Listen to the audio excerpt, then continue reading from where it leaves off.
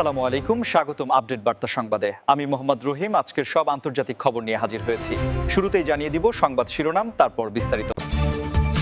দক্ষিণ লেবাননে আরও শক্তি নিয়ে হামলা শুরু করেছে ইসরায়েল। মধ্যপ্রাচ্যে হাজারো সেনা পাঠাতে যাচ্ছে যুক্তরাষ্ট্র। মার্কিন অবরোধ উপেক্ষা করে হরমুজ প্রণালী পার হল ইরানি সুপার ট্যাঙ্কার। ইসলামাবাদ আলোচনার পর বার্তা আদান প্রদান অব্যাহত রয়েছে ইরান। ইরানে মোসাদ সংশ্লিষ্ট সহ ৩৫ সন্দেহভাজন গ্রেফতার। আসসালামু আলাইকুম, স্বাগতম জানাচ্ছি আপডেট বার্তা সংবাদে। আমি মোহাম্মদ রহিম। এতক্ষণ শুনছিলেন সংবাদ শিরোনাম, এবার বিস্তারিত। দক্ষিণ লেবাননে ইসরায়েলের সাম্প্রতিক সামরিক তৎপরতা বিশ্বজুড়ে এক নতুন উদ্বেগের জন্ম দিয়েছে। আপনারা যারা নিয়মিত আন্তর্জাতিক সংবাদ অনুসরণ করেন তারা নিশ্চয়ই লক্ষ্য করেছেন যে গত কয়েকদিনে এই অঞ্চলে উত্তেজনার পারদ কতটা উপরে উঠেছে। ইসরায়েলি সামরিক বাহিনী এখন দক্ষিণ লেবাননে আরও বেশি শক্তি এবং আধুনিক সরঞ্জাম নিয়ে তাদের অভিযান পরিচালনা করছে। এই অভিযানের মূল লক্ষ্য হিসেবে তারা বলছে নির্দিষ্ট কিছু কৌশলগত অবস্থান পুনরুদ্ধার এবং নিরাপত্তা নিশ্চিত করা। তবে সাধারণ মানুষের জন্য এই পরিস্থিতি অত্যন্ত জটিল হয়ে দাঁড়িয়েছে।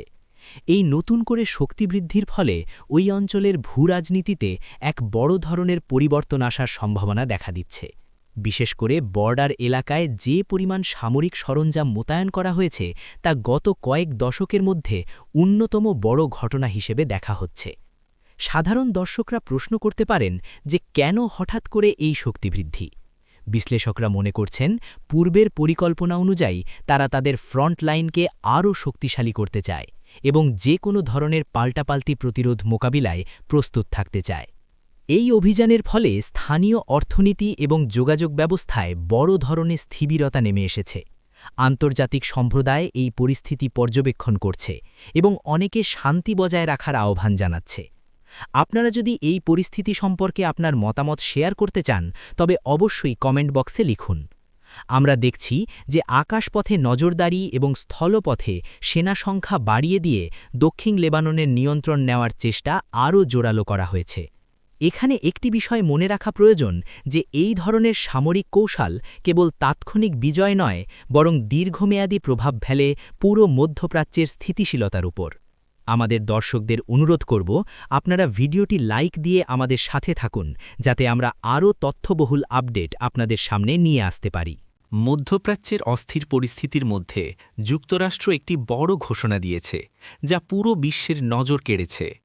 ওয়াশিংটন জানিয়েছে যে তারা এই অঞ্চলে বাড়তি হাজার হাজার সেনা পাঠাতে যাচ্ছে। এই সিদ্ধান্তটি এমন এক সময় এলো যখন মধ্যপ্রাচ্যের বিভিন্ন অংশে সামরিক এবং রাজনৈতিক অস্থিরতা চরম পর্যায়ে পৌঁছেছে। যুক্তরাষ্ট্রের এই পদক্ষেপকে মূলত তাদের মিত্রদের নিরাপত্তা নিশ্চিত করা এবং নিজেদের কৌশলগত স্বার্থ রক্ষার একটি প্রয়াস হিসেবে দেখা হচ্ছে। পেন্টাগন থেকে জানানো হয়েছে যে এই সেনারা মূলত লজিস্টিক সাপোর্ট এবং নজরদারির কাজে নিয়োজিত থাকবে।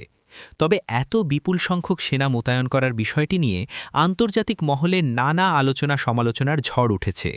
আপনারা যারা এই ধরনের আন্তর্জাতিক সমীকরণ বুঝতে আগ্রহী তাদের জন্য এটি একটি বড় গবেষণার বিষয় হতে পারে। এই মোতায়েন কেবল সংখ্যাতাত্ত্বিক নয়, বরং এটি একটি বড় ধরনের রাজনৈতিক বার্তাও বহন করে। এই সেনারা প্রধানত বিমানঘাঁটি এবং নৌঘাঁটিগুলোতে অবস্থান নেবে বলে ধারণা করা হচ্ছে। এর ফলে ওই অঞ্চলের আকাশসীমা এবং সমুদ্রপথে নজরদারি আরও কয়েক গুণ বেড়ে যাবে। সাধারণ মানুষের মনে প্রশ্ন উঠতে পারে যে এই অতিরিক্ত সেনা মোতায়েন কি যুদ্ধের সম্ভাবনা বাড়িয়ে দিচ্ছে? বিশেষজ্ঞদের একাংশ মনে করেন এটি আসলে একটি নিবৃত্তিমূলক পদক্ষেপ বা ডিটারেন্স কৌশল, যাতে করে কোনো পক্ষই বড় ধরনের সংঘাতে জড়ানোর সাহস না পায়। আবার অন্য অংশ মনে করে শক্তির এই প্রদর্শন অনেক সময় ভুল বোঝাবুঝির সৃষ্টি করতে পারে। আপনারা যদি মনে করেন যুক্তরাষ্ট্রের এই সিদ্ধান্ত সঠিক, তবে কেন সঠিক তা আমাদের জানান।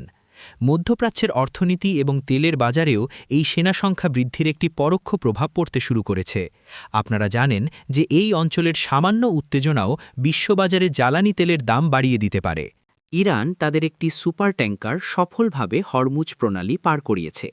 আপনারা জানেন যে মার্কিন অবরোধ বা স্যাংশনের কারণে ইরানের তেল রপ্তানির ওপর কড়া বিধিনিষেধ রয়েছে। কিন্তু সমস্ত বাধা উপেক্ষা করে এই বিশালাকার জাহাজটি বিশ্বের অন্যতম গুরুত্বপূর্ণ এবং সংবেদনশীল নৌপথ হরমুজ প্রণালী অতিক্রম করেছে। এই ঘটনাটি আন্তর্জাতিক জ্বালানি বাজারে একটি চাঞ্চল্য সৃষ্টি করেছে। হরমুজ প্রণালী এমন একটি জায়গা যেখান দিয়ে বিশ্বের মোট খনিজ তেলের 1/3 পরিবহন করা হয়। ফলে এই পথে যে কোনো জাহাজের চলাচল, বিশেষ করে কোনো বিতর্কিত দেশের জাহাজের চলাচল, অত্যন্ত তাৎপর্যপূর্ণ।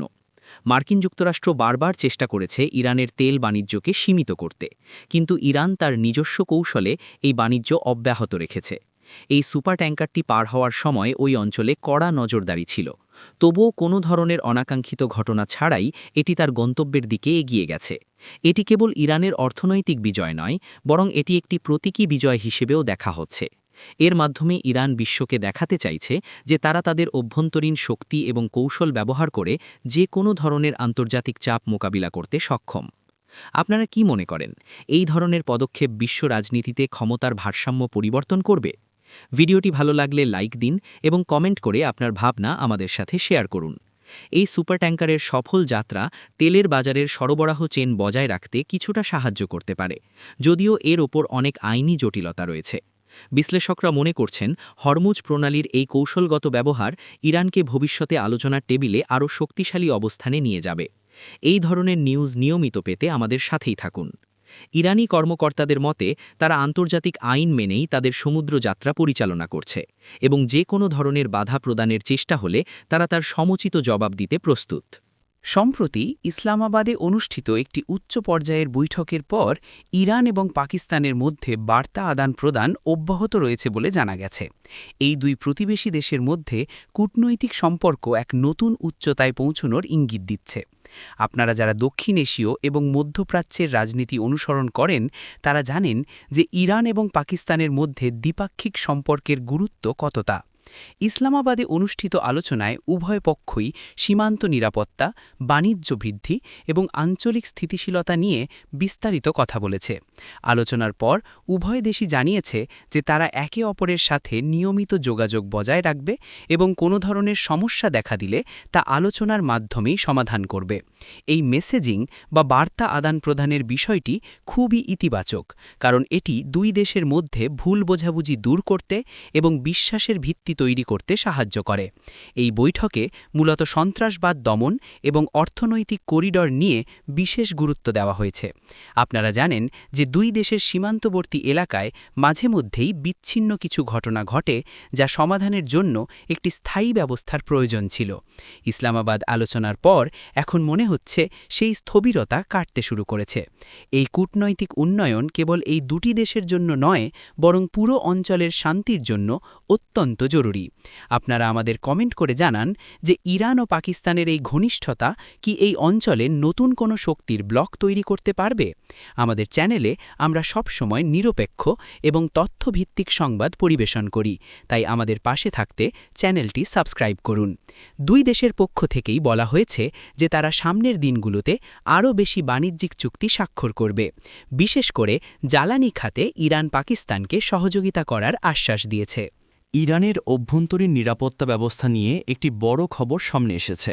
দেশটির গোয়েন্দা সংস্থাগুলো মোসাদ সংশ্লিষ্ট সন্দেহে ৩৫ জন ব্যক্তিকে গ্রেফতার করেছে।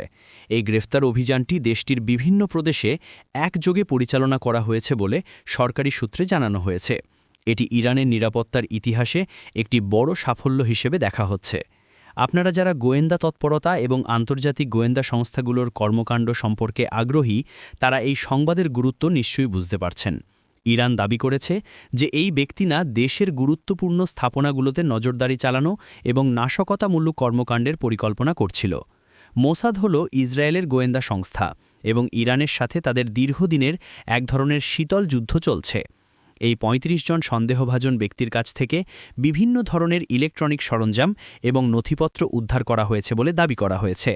ইরানের অভ্যন্তরীণ নিরাপত্তা বিভাগ বলছে তারা দীর্ঘদিন ধরে এই চক্রটিকে নজরে রেখেছিল এবং সঠিক সময়ে তাদের গ্রেফতার করতে সক্ষম হয়েছে।